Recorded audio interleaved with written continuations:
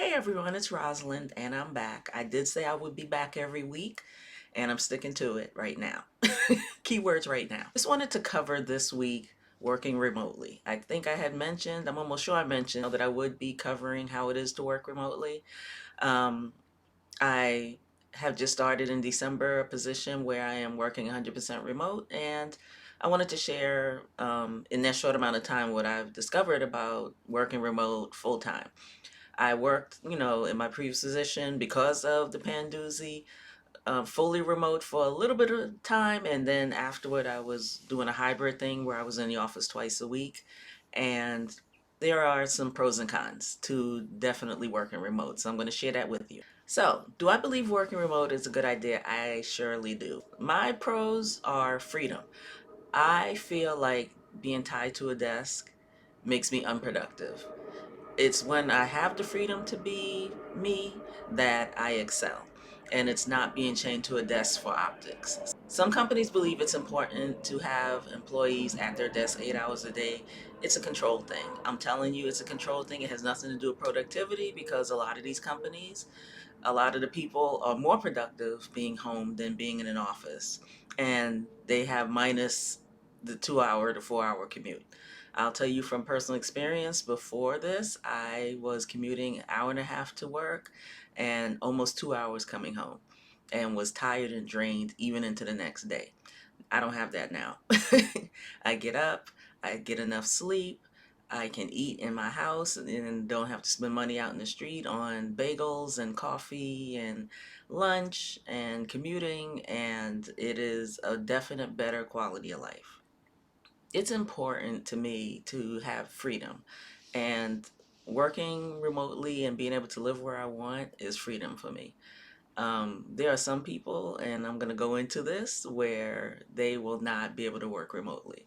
If you're an extrovert, you're probably going to struggle with working remotely because extroverts need people. They get the energy from people, and so to be in a house by themselves, it doesn't work for them. And I get it. It's totally fine. It's okay to not want to work remotely. I think there's so many people that want to work remotely that we can't imagine there are people that actually want to be in an office. But I think the people who are gonna be the best candidates for working remotely are gonna be introverts because they're just used to being by themselves. They get a certain type of joy from being on their own and being by themselves. And I think there's absolutely nothing wrong with that. Ambiverts as well, but I will tell you as an ambivert that I do need times when I'm around people. I think being remote would be a little harder if I didn't have a roommate. I would feel the need to be out more if I didn't have a roommate. So that helps too in some ways. But as I said, that's definitely me being an ambivert and not a total introvert. I think if I was an introvert, I'd totally be fine being in a house for a week without any human contact. you know. Um, but as an ambivert, there are certain times when I'm really happy to have the house to myself for days, and there are times when I'm okay, totally, with having a roommate, and we're in separate rooms, so it's fine. There is a downside to working remotely, which is getting really comfortable and lazy.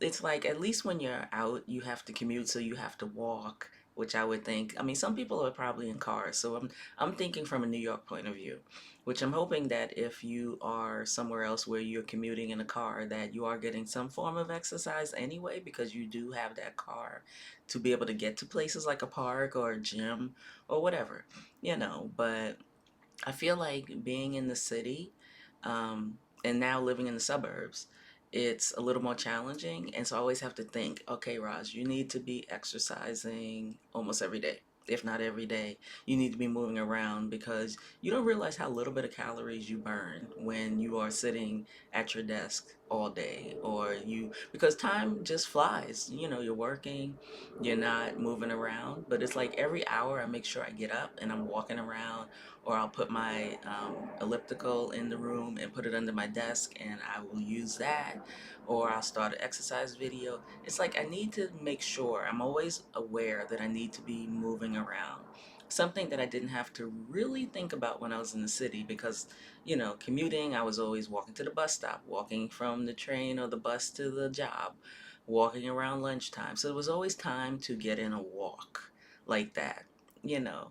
But, my neighborhood, I like it, but it's very quiet and I don't feel, it's not that I don't feel safe walking around here, but it feels weird not having people around when I'm walking. It's like I can literally walk around here mask free and never come into contact with anyone, and that's strange for me, because when I lived in the boroughs, when I lived in Queens, there was always people around when I was walking, and it made sense. It worked. It just worked then. And now walking over here doesn't work for me as much, so I'm always hyper aware now and have to be hyper aware that I am moving in some way because that can be dangerous not moving around. Another downside is that you can overwork yourself when you're home because it's so easy and you can practically roll out of bed. If you don't have any meetings, you can practically roll out of bed and onto your laptop and start working. But the downside of that is that you can roll out of bed. There's an up and down. There's some ups and downs to that because it's so easy to work. And at least when you have to get up to go to work and come home, you have some sort of boundary set for you. But if you don't have that boundary set, you have to make sure you set a boundary to be able to not overwork yourself, because I can definitely see myself going down that slide and I had to like say, hey, wait a minute, you need to shut down the computer at a certain time.